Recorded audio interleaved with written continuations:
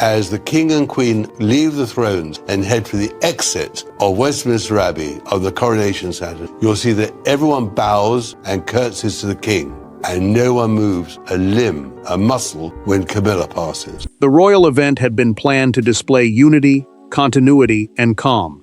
Instead, one cutting command shattered the illusion in seconds. Before hundreds of guests, Camilla turned toward Prince George and Prince Louis, criticized their conduct, and ordered them removed from the front row. George froze. Louis lowered his head. Then Charles rose from his chair, lost control of his carefully guarded temper, and confronted his wife while the entire hall watched in stunned silence. Before we go deeper into what this really means for the royal family, make sure to subscribe so you don't miss a single update. The Royal Commonwealth Youth Reception had brought diplomats, charity leaders, young representatives, senior royals, and press into St. James's Palace. The reception celebrated young people from across the Commonwealth, the voluntary association of nations linked by shared history and cooperation. George and Louis sat beside William and Catherine because the appearance was designed to introduce both boys to public duty without making them the center of the ceremony. Louis shifted uneasily when the formal address began. He leaned toward George and whispered that the room felt too hot. His brother answered quietly, trying to calm him without drawing attention. Camilla noticed. She turned toward the boys, declared that their behavior was unworthy of the front row, and instructed an equerry, a royal household officer who assists family members during official events, to move them behind the senior guests. George's face tightened, but he did not argue. Louis reached for his brother's sleeve and stared at the program in his lap. Catherine leaned forward at once. William placed one hand against her chair, silently telling her that he had seen everything and would respond. Charles watched the equerry step into the aisle. His expression hardened when Camilla added that royal children needed to learn where discipline ends and privilege begins. The words transformed the moment. This was no quiet correction. It was a deliberate public rebuke. The king stood so suddenly that conversation died across the hall. He struck the folded program against the table and ordered the officer to stop. Then the monarch told his wife, clearly enough for guests to hear, that she had no authority to humiliate his grandchildren. Charles demanded that the microphones be switched off and ordered the orchestra not to resume. Camilla stared at him, waiting for restraint to return. It never did. The king crossed the aisle and placed a hand on Louis's shoulder. George remained rigid until his grandfather said, "You are staying exactly where you are." William said nothing, yet his silence carried a warning. Camilla had crossed this boundary before, and what had happened behind closed doors was about to be exposed. George understood enough to know that every expression would be remembered. Louis understood only that he had been embarrassed in front of strangers. Between them stood William and Catherine, parents forced to choose between royal restraint and immediate protection. Across the room, Charles was confronting the woman beside him, while Camilla refused to retreat. What appeared to be a disagreement over etiquette was exposing a personal struggle involving inheritance, authority, and two children who had never asked to become symbols. George carried a burden few children understood. As second in line to the throne, meaning only his father stood between him and the crown, he was expected to remain calm under pressure, follow ceremony, and never let discomfort become visible. Louis faced a different struggle. As the youngest child, he was still learning how long events worked, why silence mattered, and when he could turn to his brother or mother for reassurance. George moved his chair closer when Camilla issued the command. He whispered to Louis that they had done nothing wrong, though his own face burned with humiliation. The younger boy held his sleeve more tightly, and that small gesture told Catherine everything. Catherine guided both boys into a private side room when the interruption ended. She knelt in front of Louis and asked whether he was all right. He looked at her and asked why Camilla wanted everyone to think he was bad. The princess opened her mouth, but no answer came. Pain had reached her before anger could. William stood beside the closed door and removed his ceremonial gloves one finger at a time. He placed them on a table with unnatural care. The prince was not calm. He was controlling himself, because the next words he spoke could split the family further. George broke the silence. He told his father that Camilla had warned him earlier that morning not to encourage Louis during the ceremony. The future king explained that she had watched them from the moment they arrived. Her public rebuke had not begun with one whisper. It had been prepared in advance. Catherine felt the meaning immediately. Camilla had entered the reception intending to monitor the children, and she had been waiting for a reason to act. Charles entered without aids and closed the door behind him. The king apologized directly to both boys, his voice faltering when George replied that his grandfather did not need to apologize for someone else. William finally turned toward him. Had Camilla been given any official responsibility for the children's conduct? Charles did not answer. That silence changed everything, because the conflict now led back to a private confrontation that had already destroyed trust. The humiliation at St. James's Palace did not begin with Louis whispering to his brother. It began 3 weeks earlier inside a nearly empty ballroom, when Camilla stopped a rehearsal, dismissed the staff, and delivered a warning directly to George. Only 4 people heard the exchange, but its consequences would later erupt before hundreds. That private rehearsal became the moment everyone looked back on. The instant discipline turned into control, and a disagreement over protocol became a battle over the future of the monarchy. 3 weeks earlier, George and Louis entered the ballroom beside Catherine for a ceremonial rehearsal. The session would teach them where to sit, when to stand, and how the formal address would unfold. A ceremonial rehearsal is private practice before a royal event, so every participant understands the proceedings. The preparation mattered because one mistake from either boy could be replayed as proof they were not ready. Camilla arrived after learning that both brothers would occupy front-row seats. The queen consort questioned whether Louis was mature enough to attend, and told George that preventing disruption would be his responsibility. She spoke as though the older child was responsible for controlling the younger one. Louis missed his cue to stand because he was studying a commemorative program. George touched his elbow and helped him rise. Camilla stopped the rehearsal and told him, "A future king cannot spend his life rescuing everyone beside him." George looked directly at her. He answered that Louis was his brother, not a burden. His words were respectful, but their firmness changed the room. Camilla called the response defiance, and warned him never to contradict a senior royal during a formal engagement. Catherine stepped between them. She stated that decisions about correcting her children belonged to her and William. Camilla replied that the crown could not afford indulgence because a mother found discipline uncomfortable. Catherine closed the rehearsal folder and placed it on the nearest chair. She ended the session without asking permission, then walked both boys from the ballroom while Camilla remained behind. Camilla acted that evening. She sent Charles a written proposal giving her office authority to intervene whenever younger royals disrupted major events. The document described that power as a ceremonial safeguard, meaning a rule protecting the dignity and order of official occasions, rather than parental control. Charles read the proposal twice in his study. He neither approved nor rejected it, then buried it beneath papers. His silence became her permission. When William discovered the hidden document after the reception, he understood that Camilla had granted herself authority over his sons.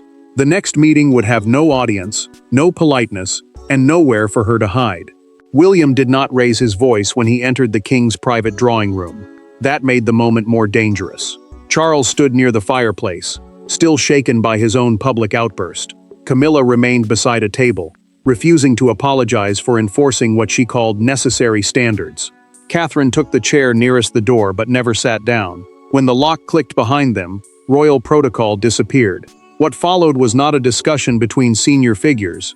It was a confrontation between parents and the woman who had humiliated their children. Charles had summoned all 3 after George and Louis were taken to a quieter room. No aides, private secretaries, or communications staff were allowed inside. A private secretary is a senior aide who manages royal duties and official correspondence. But even those trusted figures were excluded, because the argument had become personal. Camilla spoke first. The queen consort insisted that she had protected the dignity of the occasion and argued that small disruptions would weaken expectations surrounding George's future role. William answered that his son's place in the succession did not give anyone permission to shame him. The prince accused her of hiding cruelty behind monarchy and said she would never have spoken that way to another senior royal. Catherine stayed composed until Camilla claimed Louis had been allowed to become a distraction. The princess rose. She said a child feeling overwhelmed was not a threat to the crown, and she warned that discipline without compassion became humiliation. William stepped directly across from Camilla. He asked whether she had planned to remove the boys before the ceremony began. She hesitated, then admitted she had instructed an equerry to remain prepared if Louis disrupted the program. An equerry is a household officer who assists royals during official engagements. and her order had placed palace staff between parents and their children. Charles removed his glasses and set them on the mantelpiece. The king asked why he had not been informed, reminded him that he had read her written proposal and never rejected it. Silence struck him harder than accusation. His avoidance had become implied consent, and that failure had exposed his grandchildren to public pain. William demanded the proposal be withdrawn immediately. He also required written assurance that neither Camilla's office nor her staff would issue instructions concerning George, Charlotte, or Louis. Camilla's expression changed when Charles supported him. Anger gave way to injury. She had expected her husband to defend her. Charles refused. Before midnight, he said, he would decide whether she retained any role involving the Wales children. The confrontation had exposed the wound. The next decision would reveal who truly controlled the household. For years, Charles had survived royal crises by delaying, balancing, and searching for language that offended no one completely. This time, delay had already caused the damage. Camilla believed her position beside the monarch entitled her to protect royal standards. William believed no title could override a parent's authority. Between them sat Charles, holding the power to settle the dispute, but carrying the knowledge that any decision would wound someone he loved. Then a sealed briefing folder arrived, and compromise became impossible. Charles opened the folder alone. The Lord Chamberlain's office had prepared the emergency account, recording the seating order, the interrupted program, the witnesses, and the authority used by the equerry. The Lord Chamberlain's office is the royal department that organizes ceremonies and household protocol, so its conclusions could not be dismissed as gossip or emotion. The document confirmed something worse. Camilla's private secretary had contacted event staff that morning and instructed them to obey her directions concerning George and Louis without consulting William or Catherine. A private secretary is a senior aide who manages duties and communications, which meant the command had traveled through a formal palace channel. Charles reached the line describing Louis gripping George's sleeve. He closed the folder and pressed one hand against his forehead. The king had spent years defending family unity, yet his own silence had allowed two children to be treated as problems. Camilla entered before he summoned her. The queen consort insisted she had tried to prevent future embarrassment for the boys. He answered that she had created the humiliation she claimed to fear. Camilla reminded him of the hostility she had endured while standing beside him. She spoke of years spent supporting his public role when many wanted her excluded. Charles acknowledged that loyalty, but he refused to let past sacrifice excuse present harm. The king picked up his pen. He signed a directive removing Camilla from every planning, supervisory, and ceremonial role involving George, Charlotte, or Louis. A royal directive is a written instruction issued under the monarch's authority, and this one ended every informal power her household had exercised over the children. Charles also required written approval from William and Catherine for every instruction affecting them. He ordered a review of past engagements, which uncovered 2 occasions when their schedules had been changed without parental consent. William received direct authority over the younger family's appearances. The balance of power shifted immediately. Camilla read the signed order without protest. She folded it once, placed it beside her, and asked whether Charles still wanted her at the next morning's engagement. His answer would show whether the punishment ended on paper or reached into their marriage. The following morning, the monarchy attempted to return to its familiar rhythm. Cars arrived, programs were distributed, officials checked their watches. Yet one detail immediately exposed the scale of the rupture. The chair reserved for Camilla beside Charles remained empty. There was no explanation from the platform, and no last-minute change to the schedule. She had been removed from the engagement overnight. While the king faced the public alone, his wife sat behind closed doors and finally absorbed what her actions had cost her. Camilla remained in her private morning room, while the educational charities reception began without her. The gathering supported organizations helping children through schools, training, and community programs, so her absence carried weight beyond one family dispute. Palace staff called the withdrawal a step to reduce tension, but everyone understood the harsher truth. Charles arrived with Edward and Sophie beside him. The Duke of Edinburgh, the king's brother who supports official duties, and the trusted confidant, filled the space normally occupied by the queen consort. Their presence proved that the household could continue without her. Camilla wore the outfit prepared for the event. When an aide confirmed the royal car had departed, she removed her brooch and placed it inside its open case. Her private secretary urged her to apologize to William, Catherine, George, and Louis. She refused. arguing that an apology would make her actions appear cruel rather than misguided. Charles telephoned between engagements. Camilla asked whether he had chosen his son's household over his wife. The king answered that she had forced him to protect children from a battle they had never created. Neither spoke for several seconds before he ended the call. George found Louis at breakfast inside Adelaide Cottage, the Wales family's private home near Windsor Castle. He returned the commemorative program from the reception. Inside, the older brother had written a simple message. Louis had done nothing wrong.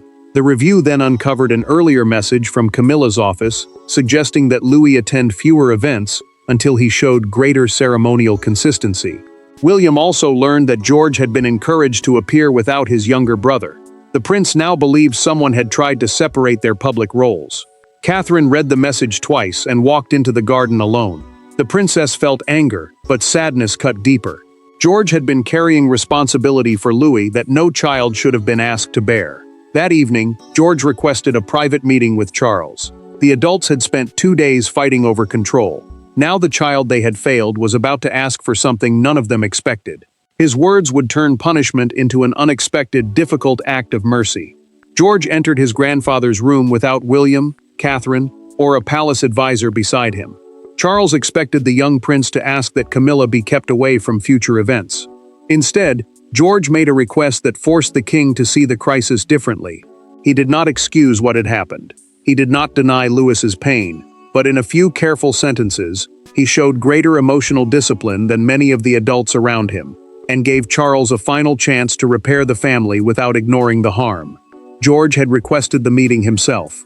He told William that he wanted Charles to hear his thoughts directly, not through his parents or another adult. The conversation took place in the king's library, a room used for reading, correspondence, and confidential discussions. No secretaries or household officials remained. Charles dismissed the last aide and closed the door personally. George admitted that Camilla's words had embarrassed him. Then he explained that Louis had been hurt more deeply because the public correction made his brother believe the family was ashamed of him. The prince said Louis had asked whether being uncomfortable meant he had failed everyone.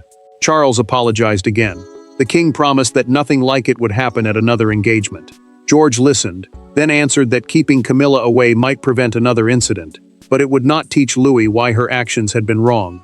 George asked whether she could apologize privately. He wanted no cameras, no palace staff, and no statement written by advisors. Charles leaned back, stunned by the request. The boy was not asking for revenge. He was asking for truth. George then said he did not want Louis growing up believing royal disagreements were solved by making someone disappear.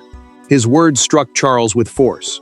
The monarch had spent years using distance and silence to contain conflict, yet that pattern had allowed this crisis to grow. Charles agreed that Camilla's restrictions would remain. He would, however, offer her one chance to accept responsibility without defending her intentions. William resisted when Charles shared the request. The prince feared an apology might weaken the boundary they had established. Catherine answered that compassion did not erase accountability. It proved the boys could defend themselves without becoming cruel. Camilla later entered a small sitting room where George and Louis waited with their parents nearby. The queen consort crouched before Louis and admitted that she had embarrassed him, misused her position, and mistaken discomfort for disobedience. Louis accepted the apology. Then he asked why she had spoken in front of everyone. Camilla answered quietly, and those words would soon reach every newspaper and broadcaster in Britain.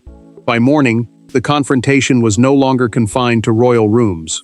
One newspaper printed a single sentence across its front page: "They were children before they were princes."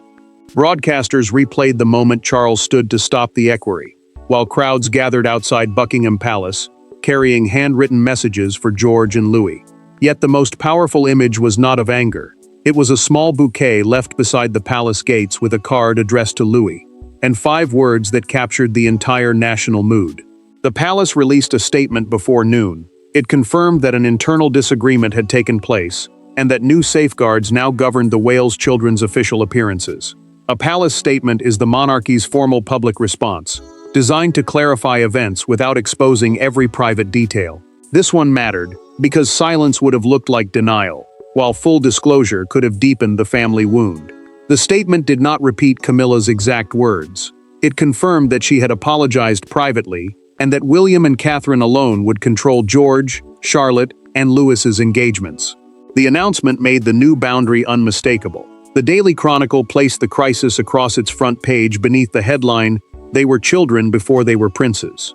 Its report described Charles stopping the attempted removal and questioned whether ceremony had been used to excuse humiliation. A national broadcaster sharpened the debate during an evening special. The presenter called the crisis a test of whether the modern monarchy could protect its youngest members, instead of merely teaching them to hide discomfort. Viewers heard how George had moved closer to Louis and quietly defended him. Public sympathy grew around that act. Criticism focused on adults who had placed royal expectations above a child's dignity. Outside Buckingham Palace, a young boy approached the gates carrying a small bouquet. He placed it beneath the railings and left a card reading, "Louis, you did nothing wrong." Photographs of the message spread rapidly and became the image that defined the day. The palace then allowed one detail to emerge through an authorized briefing. George had requested the private apology himself. That revelation transformed him from a silent victim into the person who had guided the family toward mercy. Camilla watched the broadcast alone.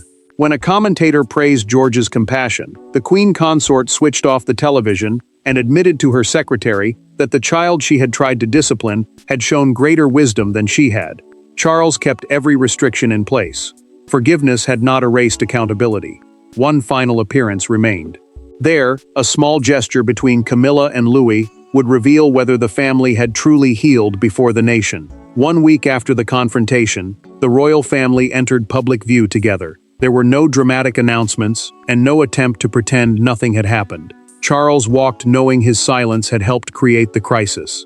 Camilla arrived understanding that apology had not restored her former authority. William and Catherine remained close to their children. Then Louis paused before taking his seat, looked toward the woman who had humiliated him, and made a choice that brought the entire story to its final emotional conclusion. The family entered a commemorative service under a seating plan approved by William and Catherine. The service honored national sacrifice, and the order mattered because every place carried meaning.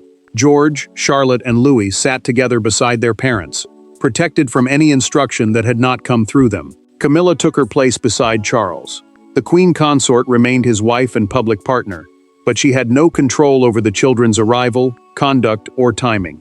That boundary was now written, understood, and permanent. Louis dropped his program before sitting down.